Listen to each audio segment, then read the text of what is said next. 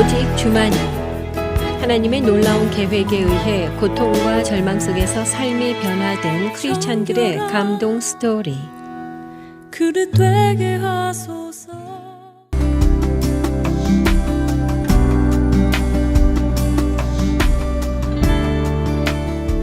안녕하세요. 저는 춘천 한마음교회 유슬초입니다. 저는 모태신앙인데요.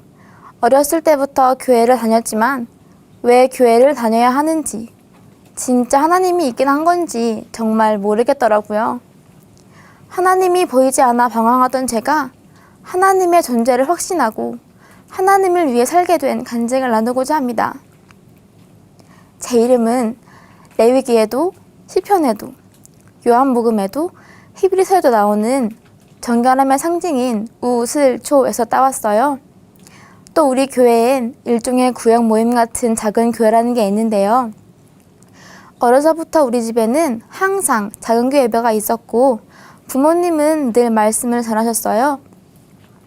유치원에 다닐 때까지는 즐겁게 춘천을 갔는데 초등학생이 되니까 생각이 달라졌어요. 왜 교회를 가야 하지?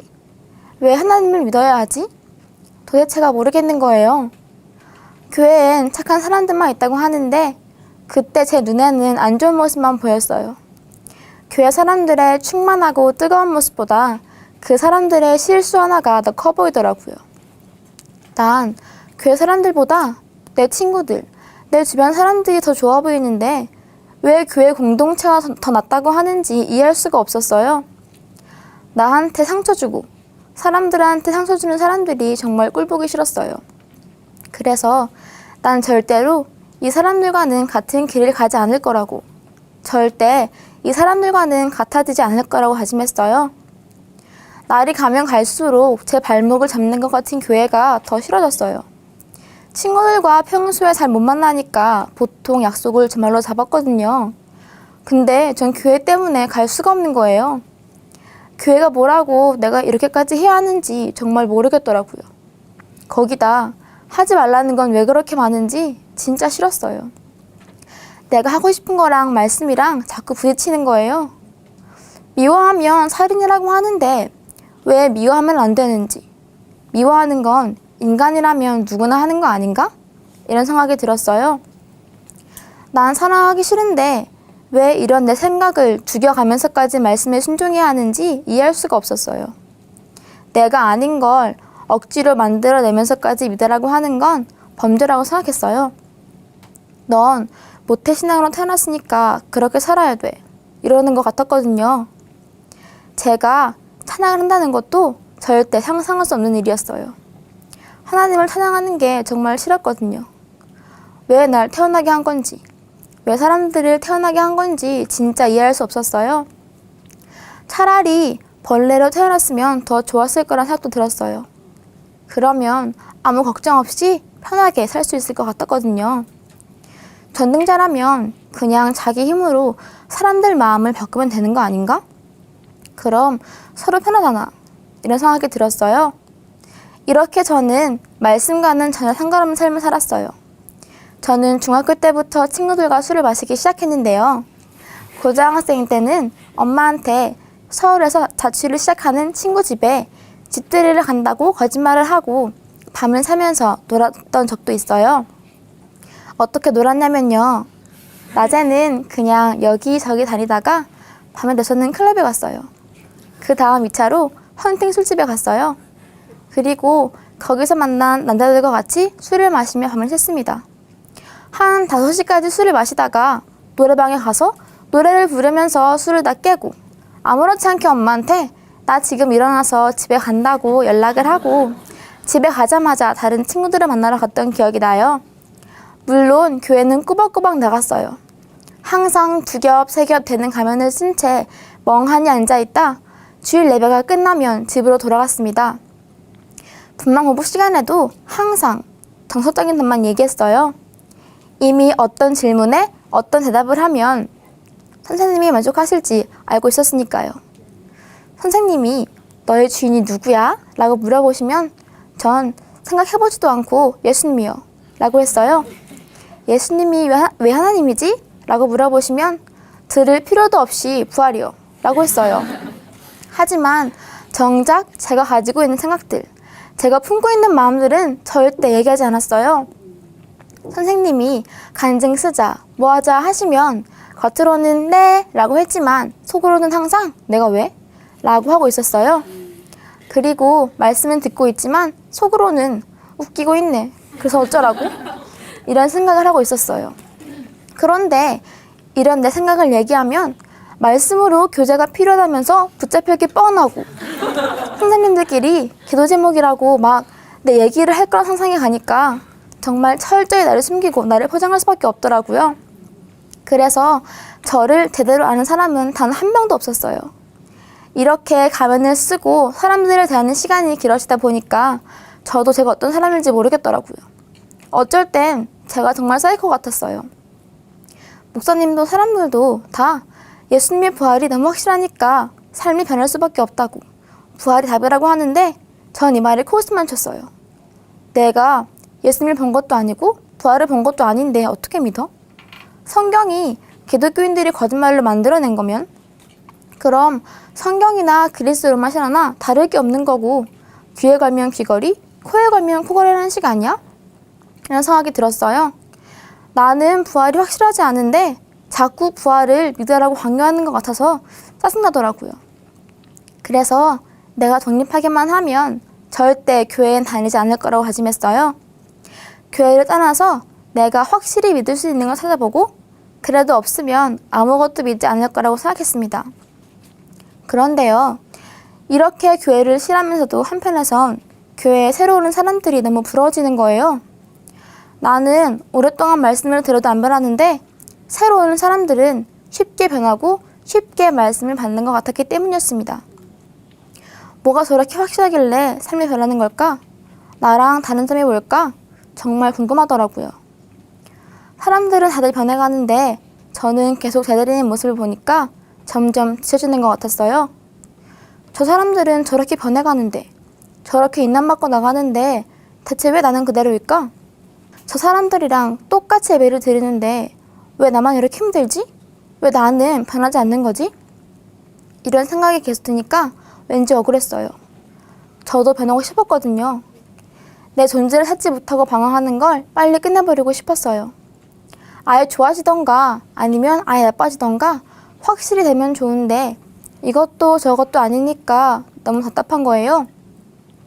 대체 내가 언제까지 이렇게 살아야 하는 건지 가끔은 그냥 죽어버리고 싶었어요. 하지만 어쩔 수 없이 교회는 와야 했습니다. 어떤 어느 날 어떤 여자의 간증이 이슈가 되었는데요. 그 내용은 그 여자의 꿈에 하나님이 천국을 보여주시면서 내가 너희를 위해서 집을 이렇게 많이 만들어놨는데 들어올 사람이 없다고 하셨다는 거였어요. 그런데 전 이 간증을 들으면서 너무 부러워졌어요. 나도 환상을 본다면 하나님을 믿을 수 있지 않을까 싶었거든요. 어떤 사람은 기도하다가 예수님을 봤다고 하고 또 반대로 귀신을 봤다고 하는 사람도 있고 저는 귀신을 봤다고 하는 사람도 부러워지더라고요. 내가 귀신이라도 본다면 하나님의 존재를 더 확신할 수 있을 것 같았으니까요. 그런데요, 이런 저에게도 말씀이 들리기 시작했어요. 우리 교회는 어른들뿐만 아니라 어린아이들, 학생들 모두 간증을 기록하는데요. 고3 때 저를 2년 동안 맡아주신 선생님의 간증 쓰라는 말을 단 한 번도 순종하지 않아서 죄송한 마음에 말씀 정리라도 써서 보내자 해서 간증을 보냈습니다. 그리고 그 간증이 우리 교회 홈페이지 중고등부 간증 게시판에 올라가게 되었어요. 그런데 제 간증을 본 분들이 간증 좋더라고 칭찬을 해주시더라고요. 저는 솔직히 칭찬을 해주시는 게 이해가 가지 않았어요. 그래서 그냥 들었으니까 저렇게 말씀하시는가 보다 했습니다. 그래도 혹시나 하는 마음에 계속 간증을 썼어요. 혹시라도 내 간증 안에 성령의 역사가 있는 거라면, 그리고 사람들이 그걸 본 거라면 나도 변할 수 있지 않을까? 이런 생각이 들었거든요. 그래서 말씀에 더 집중하게 되었고, 그러니까 처음에는 들리지도 않고 이해할 수 없었던 부활이 조금씩 들리기 시작했어요. 하지만 마음을 자꾸 하려면 할수록 다 가시인 것 같고 거짓말하는 것 같고 너무 뻔뻔하고 이기적이하게 지는 거예요. 그런 생각을 하며 지내던 어느 날 토요일 찬양예배 기도 시간에 부활이 선명히 쓰게 해달라고 제발 이 생각들을 끊을 수 있게 도와달라고 기도하고 있었습니다. 그렇게 기도하는데 하나님께서 부활이라는 증거가 없었으면 좋겠다고 생각하던 제 중심을 보여주셨어요. 부활로 예수님이 내 주인이신 건 너무 분명하다는 이 사실을 받아들이기 싫었어요. 내 기준, 저 사람은 미워만 하다는 내 생각을 내려놓기가 싫은 거예요. 그래서 하나님의 말씀이 내 생각보다 옳다고 말하는 부활은 제 발목을 잡는 독사라고 생각했어요. 그때 하나님께서 십자가에 못 박히신 예수님을 보여주시면서 이렇게 물어보셨어요. 이 사람이 누구냐? 그냥 단순한 사람이냐? 물어보시는데 마음이 쿵 내려앉았습니다. 이분이 단순한 사람이 아니라 전능자 하나님이신 것이 보였어요. 이분은 예수 그리스도이시고 날 위해 죽으신 분입니다. 대답하는데 또 물어보셨어요. 그럼 너에게 예수라는 이름은 어떤 의미냐? 내가 고백했던 것처럼 정말 너의 주인이 만드냐? 너의 중심에서 진실로 부활을 통해 내가 너의 주인인 것을 믿느냐? 아무 말도 할 수 없었어요.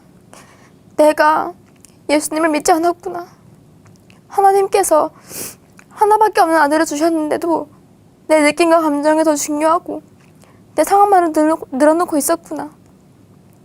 예수님을 주인으로 믿으면 저 사람을 사랑해야 할 것 같아서 철저하게 하나님을 거부하고 이분의 말씀 앞에 대적하는 사람이었음을 보게 되었어요. 고개를 들 수가 없었습니다. 하나님 앞에서, 아들의 생명을 내어준 하나님 앞에서 절대로 마음을 꺾지 않는 나. 이게 바로 저였어요. 마귀보다도 약한 사람이더라고요. 이런 죽어 마땅한 저를 위해 사람의 모습으로 오셔서 저의 죄를 위해서 십자가에서 죽으시고 부활하신 예수를 생각하니까 마음이 무너졌습니다. 제가 바로 예수님을 미워하고 예수님을 핍박하던 사람이었어요. 하나님, 저는 예수님을 주인으로 믿지 않았습니다. 용서해주세요. 하나님, 용서해주세요. 예수님께서 저에게 이렇게 말씀하시는 것 같았어요. 슬초야, 내가 어찌하여 나를 핍박하느냐? 내가 어찌하여 나를 미워하느냐? 내가 어찌하여 나를 정죄하느냐? 하나님의 말씀 앞에 굴복할 수밖에 없었습니다. 죄를 회개하지 않을 수 없었어요. 하나님, 예수님을 주인으로 믿지 않고 살았던 죄를 회개합니다. 오직 예수님만이 나의 주인이시고 나의 하나님이십니다. 그렇게 기도하는 저에게 이제라도 돌아와줘서 고맙다고 말씀하시는 하나님의 사랑을 보여주시는 거예요. 그 사랑에 너무 감동이 되더라고요. 하나님을 오해했던 게 다 풀렸어요. 하나님이 우리를 사랑하셨기 때문에, 우리와 깊은 사귐을 가지고 싶으셨기 때문에 우리를 지으신 거구나. 하나님은 인격적인 분이셨구나. 그래서 우리가 마음 주기를 원하고 계셨구나. 하나님의 관점으로 예수님을 보면 제가 멋대로 생각하고 욕할 수 있는 존재가 아니었던 거예요. 그런데도 우리의 주인이 되어주셨고 우리를 기다려주셨던 거였어요. 아직도 제 머리로는 이해할 수 없는 말씀들이 있어요. 하지만 이제는 토달지 않고 하나님께 알려달라고 해요. 또 하나님이 저에게 주신 사랑을 보니까 나도 사랑하는 게 마땅한 거구나. 교회는 하나님을 예배하기 위해 있는 거구나.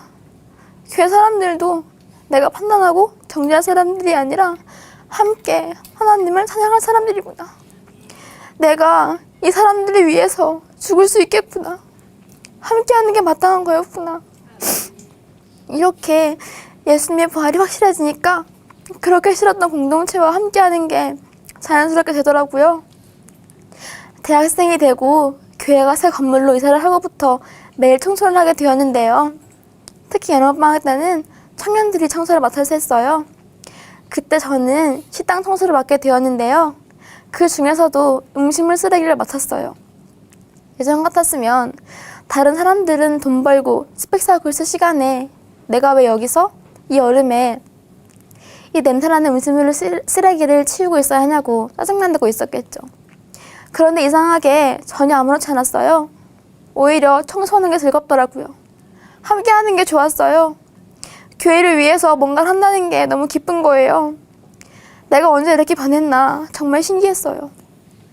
또 교회에 가만히 앉아 있는데 여기가 이런 곳이었나 싶은 거예요. 교회도 사람들도 너무 아름다워 보였어요. 난 이런 사람이 아닌데 왜 이러지? 싶으면서도 정말 신기했어요. 사람들 얼굴만 봐도 좋고 인사만 해도 좋은 거예요. 하나님의 사랑으로 사람들을 대할 수 있게 되었어요. 이 사람도 저 사람도 다 하나님의 사랑이고 내 형제고 내 자매니까요. 그리고 이제는 교회를 위해서 내 시간을 드릴 수 있게 되었어요. 유치부 교사로, 찬양팀으로, 번역으로 교회를 섬길 수 있게 되었거든요. 예전에 저라면 상상할 수 없는 일이지만 지금은 감사함으로 섬기고 있어요. 처음에는 그냥 아이들이 좋아서 유치부로 들어간 거였거든요. 그런데 아이들의 신앙 고백을 들으면서 얘네가 나처럼 되지 않았으면, 지금 듣는 이 말씀들이 지식이 되지 않았으면, 끝까지 말씀을 놓치지 않았으면 좋겠다는 생각이 드는 거예요. 그러니까 저절로 기도하게 되더라고요. 아이들을 보면 정말 마음이 뜨거워져요. 3살부터 7살까지 모든 유치부 아이들이 거리에서 어린이집에서 복음을 전하고 예배를 인도하는 모습들, 핍박이 있고 힘든 일이 있을 때도 예수님을 바라보며 이겨내는 모습들, 서로가 서로의 간증으로 더 성장하는 모습들, 이런 모습들을 볼 때마다 얘네가 정말 애들이 맞나 싶어요. 제가 생각해도 수준이 아닌 거예요. 그래서 이 아이들을 제 모델로 삼았어요. 아이들을 통해서 제가 더 많이 배우고 더 성장한 것 같아요. 우리 교회는 외국에도 작은 교회가 있는데요. 그거 분들이 보내오시는 간증을 다시 한국어로 번역하면서 우리와 전혀 다른 장소에서 전혀 다른 모습으로 살았던 사람들이 우리와 똑같이 변하고 똑같이 말씀을 받으면서 세계 곳곳으로 복음을 전하는 모습을 봤는데 정말 신기했어요. 미국, 러시아, 캐나다, 영국, 이 외에도 많은 곳들, 심지어 인디아 내락에까지 복음이 전해진 것을 보면서 정말 복음이 국경을 초월한다는 걸 보게 되었어요. 또 하나님의 말씀은 살았고 운동력 있다는 말이 무슨 뜻인지 이해가 되는 거예요. 여태까지 들어왔던 말씀들이 다 살아 숨쉬는 것 같았어요. 예전엔 말씀을 들어도 듣는 게 아니었는데 이젠 말씀을 들을 때마다 마음에 콱 박혀버리는 거예요. 영화를 봐도, 친구들과 대화를 해도, 책을 읽어도 뭘 해도 다 말씀이나 연관이 되고 말씀을 알아가는 기쁨, 말씀에 대한 감격이 다 살아나는 것 같았어요. 죽어있던 내가 생기를 찾는 것 같았어요. 삶에 활력이 생기는 거예요. 심장에 뛰는 소리가 들릴 정도로 가슴이 두근거렸어요. 예수님을 믿는다는 건 무서운 거라고 생각했는데, 나를 죽여가면서 믿어야 하는 거라고 생각했는데, 복잡하고 어려운 거라고 생각했는데 그게 아니었던 거예요. 말씀에 굴복한다는 건 내 자존심을 깎아내리면서 강제적으로 하는 게 아니구나. 예수님이 내 주인이시니까 마땅한 거구나. 자연스러운 거였구나. 그제 알겠더라고요. 저는 모태신앙이었지만 하나님을 믿지 않았고 하나님을 부인했고 하나님은 존재하지 않는다는 생각을 하며 살았습니다. 하지만 하나님은 저에게 확실한 증거인 부활을 주셨고 저는 이것을 통해 변화되었습니다. 하나님과 교회를 싫어하던 제가 이제는 하나님의 말씀과 교회 공동체를 누리며 살고 있어요. 제 소원은요, 저를 통해서 많은 사람들이 예수님을 만나게 되는 거예요. 앞으로의 제 삶이 정말 기대돼요. 제 주인은 제가 아니라 바로 예수님이니까요. 모태신앙이었지만 무신론자였던 저를 변화시킨 이 부활의 복음을 전하는 사명대로 살겠습니다. 감사합니다. 오직 주만이 이 시간은 춘천 한마음교회와 함께하는 열린 간증의 시간입니다. 신앙 간증을 다시 듣기 원하시는 분들은 방송국 전화 847-583의 영원 구원번호로 연락 주시기 바랍니다. 모양이